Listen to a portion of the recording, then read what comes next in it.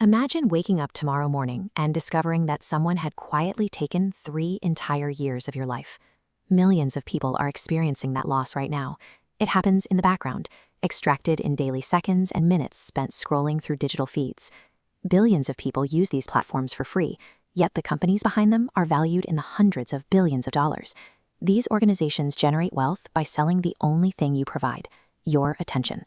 Unlike money, attention cannot be saved in a bank or earned back once it is spent. Every second you give away is gone forever, making it the most finite resource on the planet. For most of human history, information traveled slowly. News arrived on physical paper, limited by the speed of printing presses and delivery routes. Because those details were so difficult to acquire, human focus was an abundant resource. Very few things were actually competing for it. Inventions like the radio increased the volume of news and entertainment, but the experience still operated within strict physical schedules. Even early television offered a contained experience. Programs eventually reached their credits, channels stopped broadcasting, and the screen went dark. These moments acted as natural stopping points. Whether it was the back page of a newspaper or the end of a broadcast, the media itself provided a clear signal for the brain to move on. For centuries, reality possessed hard boundaries.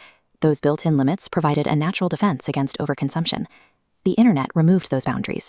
Accessing a global network through a desktop computer eradicated the physical limits of distribution.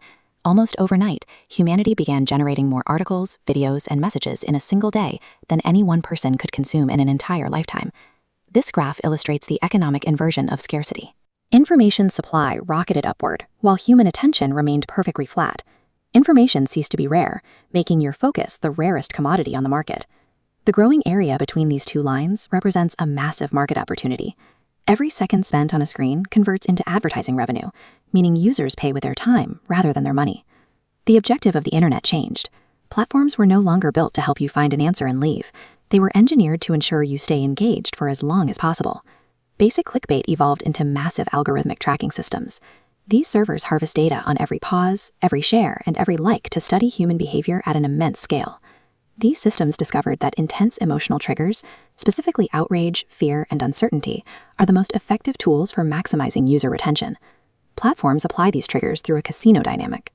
By delivering rewards and notifications on an unpredictable schedule, they create a psychological pull that encourages constant checking.